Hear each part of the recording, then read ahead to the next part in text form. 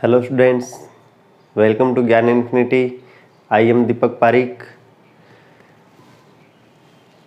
तो आज अपने फिजिक्स के इस सेशन के अंदर मोमेंट ऑफ इनर्शिया जो टॉपिक हम पढ़ रहे थे उसको ख़त्म करते हैं उसके कुछ एग्जांपल्स के साथ। वो एग्जांपल जो एयरफोर्स के अंदर, जो आईआईटी जैसे कंपटीशन एग्जाम, यहाँ तक कि नेट के अंदर भी बहुत ज़्यादा इंपॉर्टेंट होते हैं, उस टाइप के कुछ एग्जांपल्स को लेकर और उनको अपने यहाँ पे आज डिस्कस करते हैं। तो उसी एग्जांपल के तौर पर मैं सबसे पहला अपना एग्जांपल लेके चलता हूँ। पहले एग्जांपल में मेरे को फाइंड करना होता है कि अगर मेरे को एक कोन दे दिया गया हो, एक शंकु दे दिया गया हो, किस टाइप का कोन दिया हुआ है, जिसका आपको मास दिया हुआ है m, जिसका मास क्या दिया हुआ है m। एक कोन जिसका मास कितना है m। दूसरी चीज उसकी हाइट दे दी आपको h। हाइट कितनी दे दी, स्मॉल h। दो चीज होगी। तीसरी चीज आपको इसमें दे दी इसकी रेडियस। तीसरी आपको इसमें दे दी इसकी रेडियस, जो क्या दी हुई है कैपिटल R।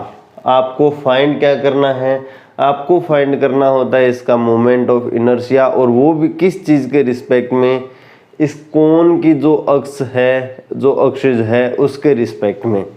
इस कोन की अक्षज के रिस्पेक्ट में अपने को फाइंड क्या करना है, फाइंड करना है इसका मोमेंट ऑफ इनर्शिया क्या होगा। तो सबसे पहले जो भी एग्जांपल आपको दिया गया है उसका सबसे पहले आप क्या काम करोगे, सबसे पहले उसका आपने बना देंगे एक डायग्राम।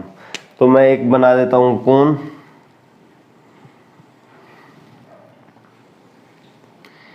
ये बन गया अपना एक कोन,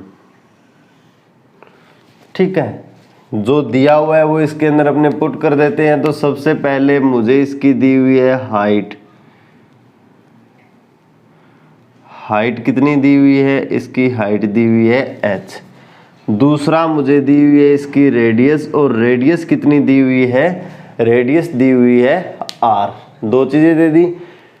अब अपने क्या करते हैं, अब अपने इसकी कैलकुलेशन स्टार्ट करते हैं।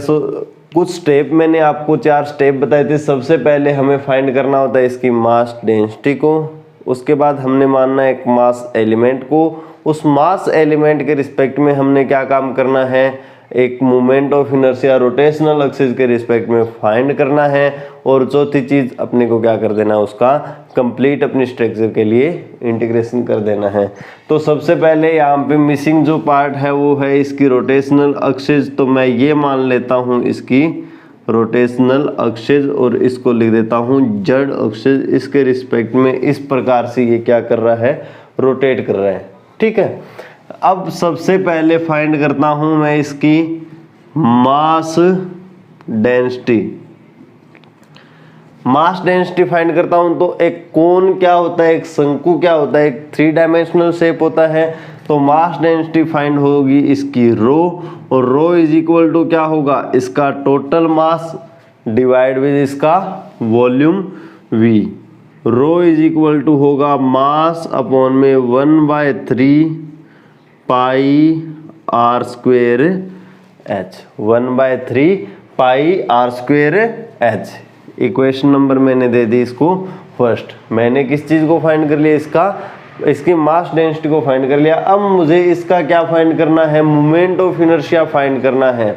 मोमेंट ऑफ इनर्शिया जहाँ पे फाइंड करना है, आप इसमें एक काम कर सकते हो, और वो क्या है, आप इस कोन को छोटी छोटी डिस्क में क्या कर सकते हो, चेंज कर सकते हो। आप इस कोन को क्या कर सकते हो, छोटी छोटी डिस्क के अंदर चेंज कर सकते हो। ये काम मैं इसमें कर लेता हूं। मैं इस कोन को क्या करता हूं,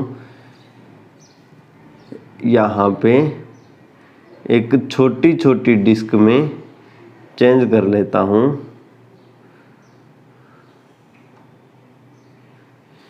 ठीक है, ये मैंने क्या बना दी, एक डिस्क बना दी। इस डिस्क की मोटाई मैंने कितनी मानी है, इस डिस्क की मोटाई मैंने मान ली dx। मोटाई कितनी है इसकी, dx है, ठीक है। अब दूसरी चीज क्या होगी, दूसरी चीज होगी इस डिस्क की रेडियस। इस डिस्क की रेडियस जब मैं ड्रॉ करता हूं तो इसकी रेडियस मैं कितनी मान लेता हूं, इसकी रेडियस है मेरे पास स्मॉल r, और इसकी इस O पॉइंट से डिस्टेंस मैं मान लेता हूं y। O पॉइंट से डिस्टेंस कितनी मान लेता हूं मैं, y। क्लियर है यहां तक। मैंने एक मानी डिस्क, जिस डिस्क की मोटाई कितनी है dx है, और इस डिस्क की रेडियस है r, और इसकी डिस्टेंस है ऊपर से y। अब मैं यहाँ इस पॉइंट को O नाम दिया है, इसको लिख देता हूँ m, इसको लिख देता हूँ n, इसको लिख देता हूँ p, और इसको लिख देता हूँ q। तो यहाँ पे एक ट्रायंगल की अपने पास शेप आ जाती है। किस टाइप की आ जाएगी,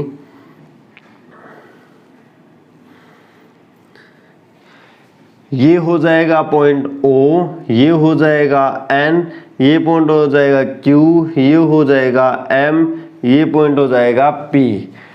इस ट्रायंगल के अंदर ये कोण 90 डिग्री है, ये कोण भी कितना है 90 डिग्री है।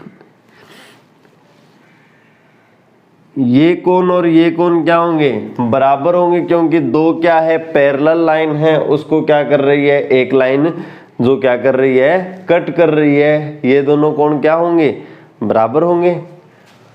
यानी इस डायग्राम को देखने पे अपने को पता चलेगा ट्रायंगल ONQ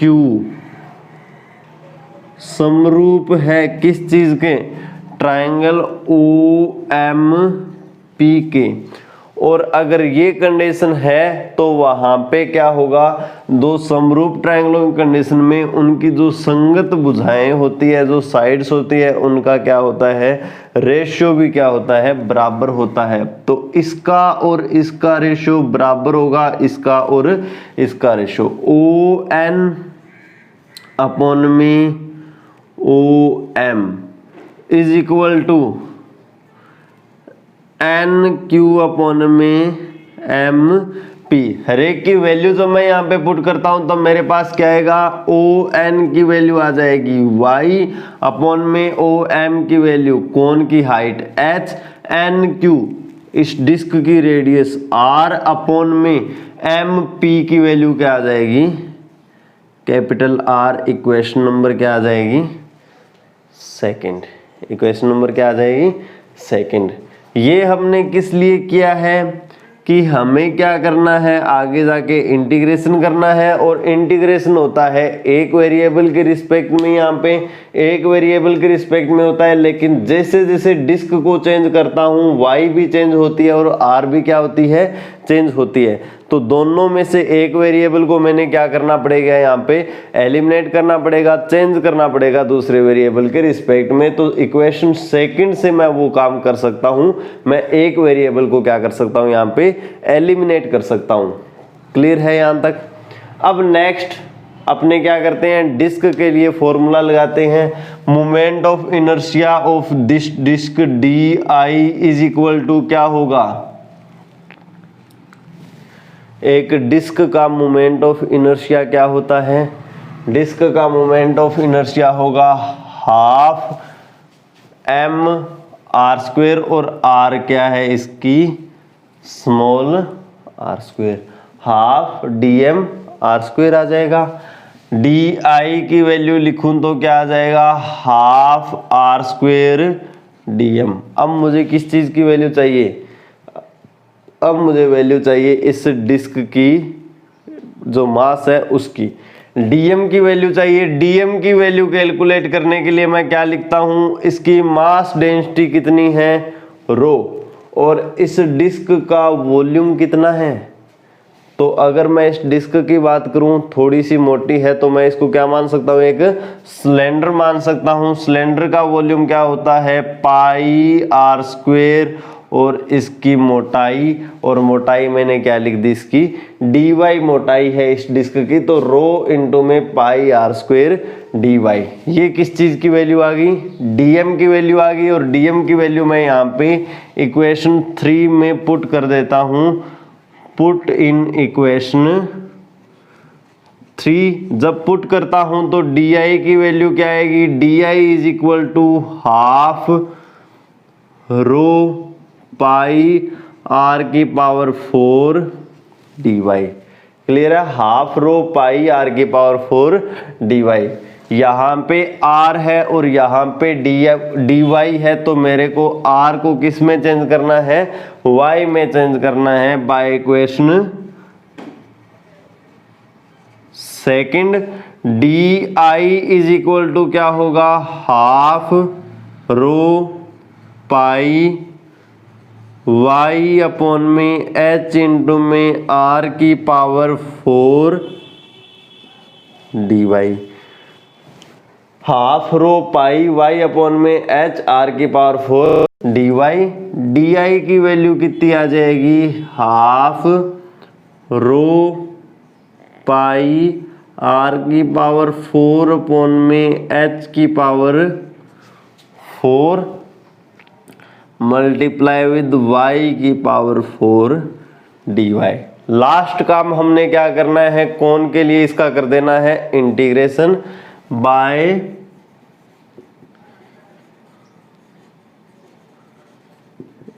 इंटीग्रेशन। जब अपने इंटीग्रेशन करेंगे तब मेरे पास क्या आएगा, टोटल मोमेंट ऑफ इनर्शिया आ जाएगा आई। ये सारी की सारी टर्म है कांस्टेंट बाहर आ जाएगी, हाफ रो पाई r की पावर 4 डिवाइड विद h की पावर 4। सारी की सारी टर्म क्या आ जाएगी, बाहर आ जाएगी। मल्टीप्लाई विद इंटीग्रेशन किसका होगा, y की पावर 4 dy का होगा। इस चीज का क्या हो जाएगा, इंटीग्रेशन हो जाएगा। y की पावर 4 dy का इंटीग्रेशन क्या होगा, i is equal to half rho pi r की पावर 4 अपॉन में h की पावर 4 मल्टीप्लाई विद y की पावर 5 अपॉन में 5। अब यहां पे मेरे को क्या चाहिए, y की चाहिए लिमिट। y की लिमिट चाहिए तो y की मिनिमम वैल्यू कितनी हो सकती है, 0 हो सकती है, और मैक्सिमम वैल्यू कितनी हो सकती है, हाइट h के इक्वल हो सकती है। तो लिमिट हो जाएगी 0 टू h। पुट कर देंगे लिमिट यहाँ पे, i इज इक्वल टू क्या आएगा, हाफ रो पाई r की पावर 4 अपॉन में h की पावर 4 मल्टीप्लाई विद h की पावर 5 अपॉन में 5। रो की वैल्यू पुट कर देता हूं मैं इक्वेशन फर्स्ट से। जब इक्वेशन फर्स्ट से रो की वैल्यू पुट करता हूं, i इज इक्वल टू आ जाता है हाफ इंटू में m divide with 1/3 pi r square h multiply with pi r की पावर 4 अपॉन में h की पावर 4 मल्टीप्लाई विद h की पावर 5 अपॉन में। कैंसिल हो जाएगा, पाई से पाई कैंसिल हो जाएगा, r स्क्वायर से इसकी पावर 2 कम हो जाएगी। हमारे पास i की वैल्यू कितनी आएगी, 3/5 इंटू में 2 यानी 10 r स्क्वायर।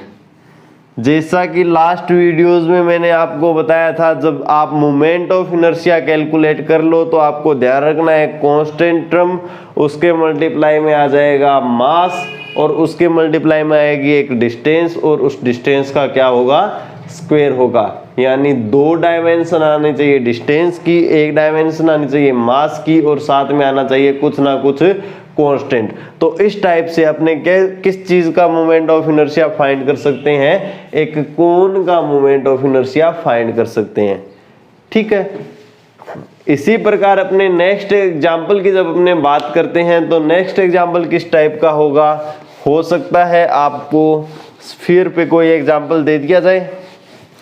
स्फीयर के जब एक एग्जांपल की अपने बात करते हैं तो मानते हैं अपने कि अपने पास है 2 स्फीयर है जो एक दूसरे से कुछ डिस्टेंस पे रखे हुए हैं।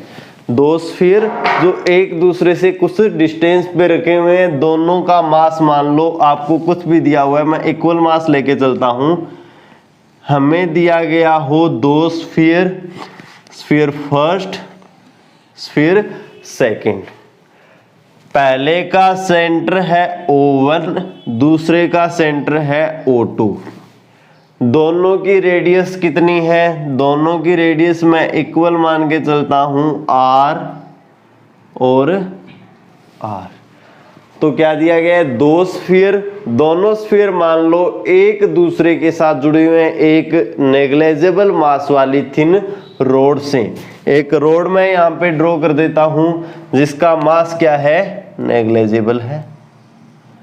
दोनों के दोनों को इस रोड से क्या कर दिया? एक दूसरे के साथ कंबाइन कर दिया। दोनों की रेडियस है R और दोनों के सेंटर के बीच की दूरी आपको दे दी जाए 4R। आपको क्या दे दी जाए? 4R। दो स्फीयर, दोनों का सेंटर O1 और O2, दोनों की रेडियस एकदम इक्वल है, दोनों का मास m क्या है? एकदम इक्वल है और दोनों के बीच की डिस्टेंस कितनी है? 4R है। आपको फाइंड करना है इस कॉम्बिनेशन का मोमेंट ऑफ इनर्शिया कौन सी एक्सिस के अलोंग कि इसके सेंटर पॉइंट, रोड के सेंटर पॉइंट O से पास आउट होने वाली एक एक्सिस के अलोंग, जो क्या है? रोड के परपेंडिकुलर है। आपको क्या करना है? इसके लिए मोमेंट ऑफ इनर्शिया फाइंड करना है। तो सबसे पहला काम आपको क्या करना है? डायग्राम ड्रॉ कर देना है और डायग्राम ड्रॉ करने के बाद क्या करना है? जो आपको दिया हुआ है वो लिख देना है। मास क्या है? हर एक स्फीयर का ही है m। रेडियस क्या है? रेडियस दी हुई है आपको r। अब आपको और क्या पता है? आपको पता है एक स्फीयर और उसके सेंटर से पास आउट होने वाली एक एक्सिस के along moment of inertia. Question में आपको दिया हुआ होगा स्फीयर सॉलिड है या होलो स्फीयर है। यहाँ पे अपने मान के चलते हैं ये दोनों स्फीयर क्या है? सॉलिड है। तो आप इस एक्सिस के अलोंग इस स्फीयर का मोमेंट ऑफ इनर्शिया जानते हो। इस एक्सिस को मैं नाम दे देता हूँ एक्स एक्सिस। तो आपको पता है Ix की वैल्यू कितनी होती है? 2/5 mr²। ठीक है, सेम टू सेम इसके लिए अपने करेंगे तो y एक्सिस के अलोंग y की वैल्यू कितनी आएगी? y is equal to 2/5 mr²। Equation number क्या आ जाएगी? 2 आ जाएगी। Ix और Iy यहां तक अपने को सारा पता है। अब अपने को क्या करना है? पहले इसकी बात करते हैं। एक स्फीयर है, उससे पास आउट एक एक्सिस के अलोंग अपने को क्या है? मोमेंट ऑफ इनर्शिया पता है। उससे कुछ डिस्टेंस पे दूसरी पैरेलल एक्सिस के रिस्पेक्ट में अपने को क्या फाइंड करना है? मोमेंट ऑफ इनर्शिया फाइंड करना है। तो अप्लाई कर देते हैं parallel axis theorem. Parallel axis theorem जब अप्लाई करते हैं तो वो क्या कहती है? इस एक्सिस को नाम दे देता हूं Z। IZ is equal to क्या होगा? किसके लिए? फर्स्ट स्फीयर के लिए क्या होगा? इस एक्सिस के अलोंग मोमेंट ऑफ इनर्शिया, या बेसिक फॉर्मूले की बात करूं Ix प्लस में इस स्ट्रक्चर का पूरा मास m मल्टीप्लाई विद दोनों एक्सिस के बीच की distance d²। Same to same IZ2 क्या होगा? Iy plus mass m d²। पहले के लिए 1, दूसरे के लिए 2। अब इसमें वैल्यू पुट करते हैं 2/5 mr² प्लस m। d की वैल्यू कितनी है? यहां से यहां की डिस्टेंस, ये डिस्टेंस है r, ये डिस्टेंस भी है r, बीच वाली बचेगी 2r और ये क्या है? रोड का सेंटर पॉइंट है। तो ये डिस्टेंस भी हो जाएगी r और ये डिस्टेंस भी क्या हो जाएगी? r। r plus r, d की वैल्यू कितनी आ जाएगी? यहाँ पे 2r आ जाएगी, 2r का स्क्वायर। सेम टू सेम यहाँ पे वैल्यू कितनी आएगी? 2/5 mr² plus m multiply with 2r square. Iz1 पता है, Iz2 पता है। हमारे पास मोमेंट ऑफ इनर्शिया में क्या आता है? एल्जेब्रिक सम आता है। तो total moment of inertia system का क्या हो जाएगा? Iz is equal to Iz1 plus Iz2। दोनों बराबर है तो अपने क्या कर सकते हैं, इसको लिख सकते हैं 2 गुणा में IZ1।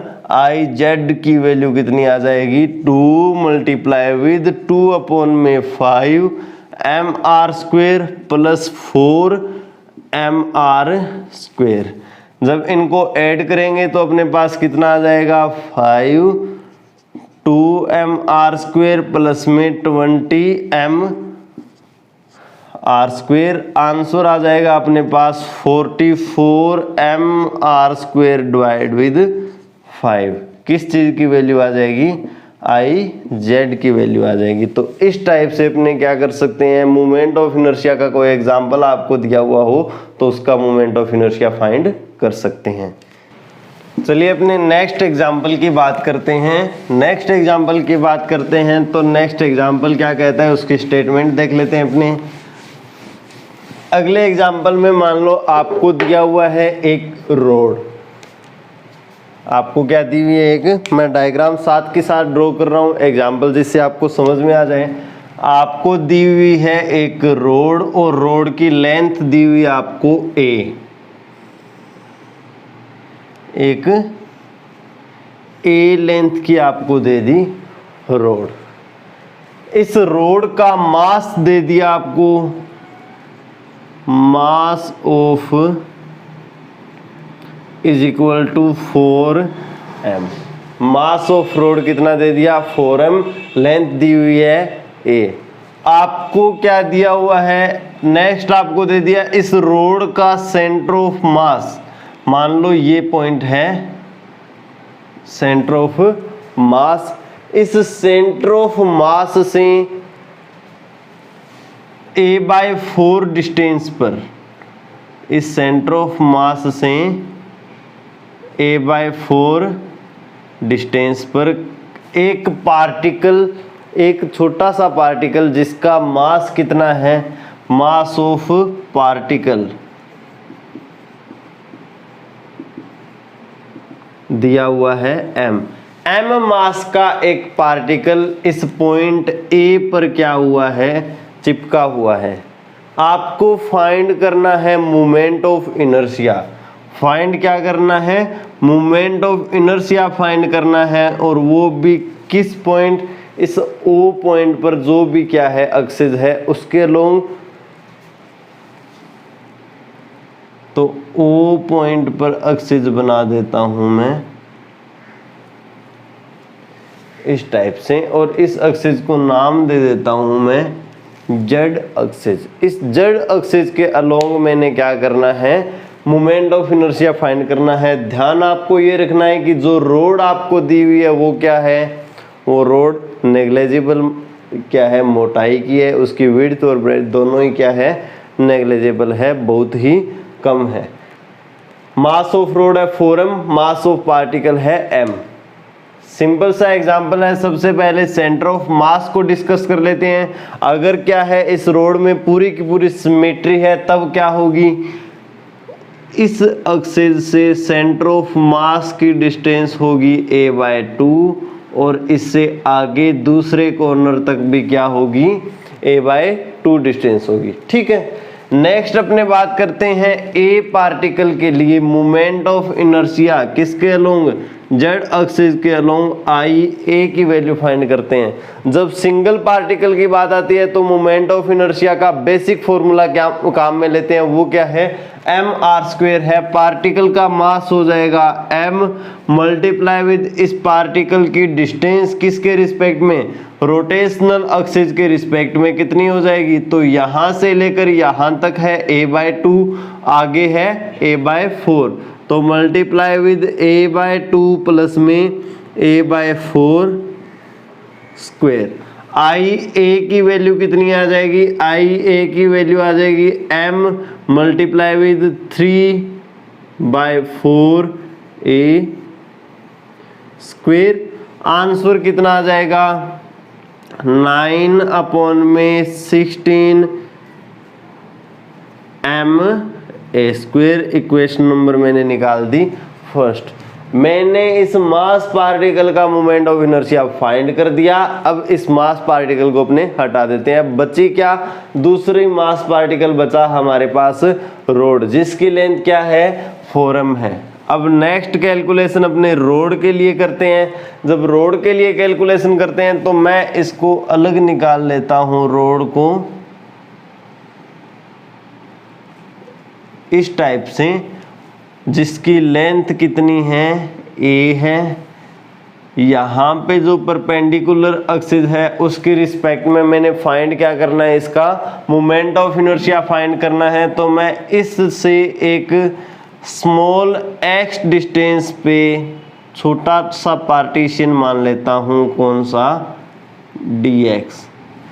तो वही 4 स्टेप अपने यूज करते हैं। इसमें स्टेप फर्स्ट क्या होगा, इसकी मास डेंसिटी लैम्डा को फाइंड करेंगे। मास डेंसिटी लैम्डा क्या होगी, टोटल मास डिवाइड विद इसकी लेंथ, कि इसमें मास किस टाइप से डिस्ट्रीब्यूट हुआ है, पर यूनिट लेंथ के ऊपर मास कितना है, लैम्डा है। इसको मैंने इक्वेशन नंबर लिख दी सेकंड। तो इस dx लेंथ के ऊपर मास एलिमेंट dm की वैल्यू क्या होगी, लैम्डा dx, इक्वेशन नंबर आ जाएगी थर्ड। इस dx एलिमेंट का z अक्ष के रिस्पेक्ट में मोमेंट ऑफ इनर्शिया di कितना होगा, dIz इज इक्वल टू क्या होगा, तो इसकी वैल्यू आ जाएगी dm multiply with perpendicular distance का स्क्वायर x स्क्वायर।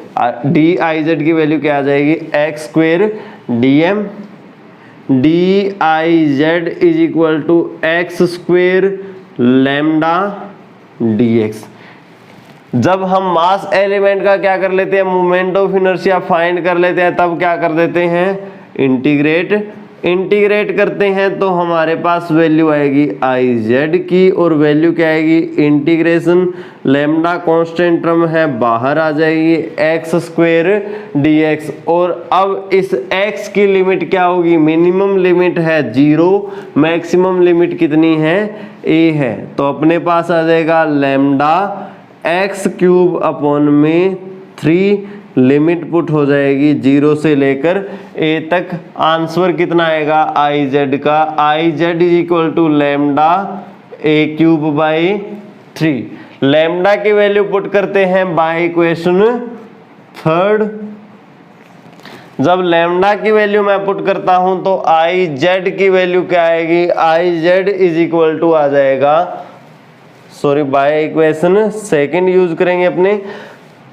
Iz की वैल्यू आ जाएगी, लैम्डा की जगह मैं लिख देता हूं 4m बाई 3 और a क्यूब। Iz की वैल्यू आ जाएगी मेरे पास 4 by 3 m a square, equation number आ जाएगी 4।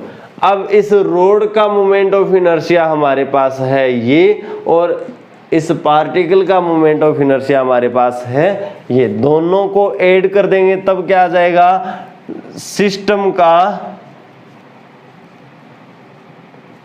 Moment of inertia. पूरे सिस्टम का मोमेंट ऑफ इनर्शिया मैं लिख देता हूं I, और I की वैल्यू क्या होगी, IA प्लस में IZ। IA की वैल्यू आएगी 9 by 16 ma square plus 4 by 3 ma square. Combine करते हैं 48 ma स्क्वेयर आ जाएगा कॉमन, और यहाँ पे आ जाएगा 27 प्लस में 64। आंसर आ जाता है 91 अपॉन में 48 ma स्क्वेयर। और ये किस चीज़ की वैल्यू है, I की वैल्यू है, किसके लिए, इस सिस्टम के लिए जो हमको दिया हुआ है। तो इस टाइप से अपने क्या कर सकते हैं, इस टाइप से अपने कोई भी आपको एक सिस्टम ऑफ पार्टिकल दिया हुआ हो, उसका moment of inertia basic method से आप फाइंड कर सकते हैं। स्टूडेंट्स, तो हमने मोमेंट ऑफ इनर्शिया के बारे में जाना कि मोमेंट ऑफ इनर्शिया होता क्या है, कैसे इसको फाइंड करते हैं। आज की वीडियो में हमने इसके कुछ एग्जाम्पल भी पढ़े। मोमेंट ऑफ इनर्शिया में फ़िलहाल बस इतना ही। अगर आपको कोई और डाउट होता है तो आप कमेंट बॉक्स में इसको मेंशन कर सकते हो। Thank you.